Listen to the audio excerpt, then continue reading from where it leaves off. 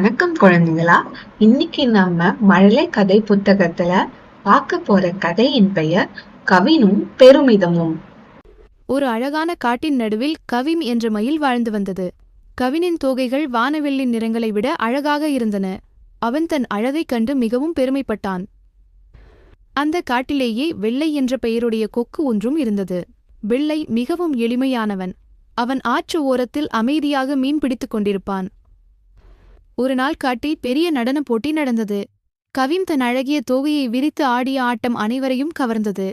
கவின் அந்த போட்டியில் தங்கப்பதக்கத்தை வென்றான். வெற்றி களிப்பில் இருந்த கவின் வாலி என்ற குரங்கிடம் சென்றான்.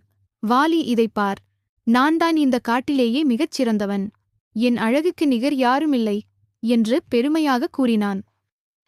பின்னர் கவின் வெள்ளை இருக்கும் இடத்திற்குச் சென்றான். வெள்ளையே, உன் இறக்கைகளைப் பார், எவ்வளவு வெளுத்து கிடக்கின்றன. உன்னிடம் என்னைப் போல அழகான நிறங்கள் இல்லையே என்று ஏளனமாகச் சிரித்தான். வெள்ளை மென்மையாக புன்னகைத்தான்.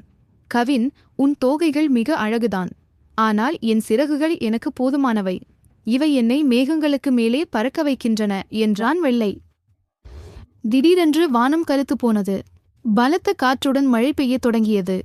காடே வெள்ளத்தில் மூழ்கும் நிலை ஏற்பட்டது. பறவைகள் அனைத்தும் பாதுகாப்பான இடத்தை தேடின.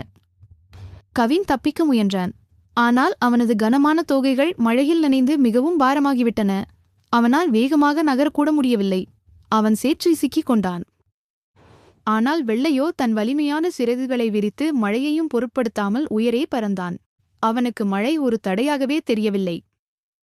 கீழே தவித்துக் கொண்டிருந்த கவினைக் கண்ட வெள்ளை வேகமாக இறங்கி வந்தான்.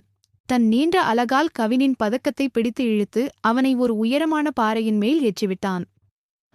மழை நின்றது. கவின் தன் தவற்றை உணர்ந்தான். என்னை மன்னித்துவிடு வெள்ளை. என் அழகை பார்த்து நான் கர்வப்பட்டேன்.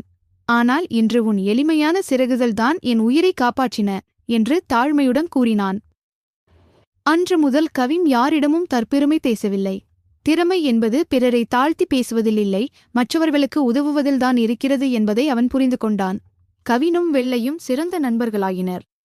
என்ன குழந்தைங்களா, உங்களுக்கு இந்த கதை பிடிச்சிருந்ததா? இந்த கதை பிடிச்சிருந்ததுன்னா சேனலை லைக் பண்ணிட்டு சப்ஸ்கிரைப் பண்ணுங்க.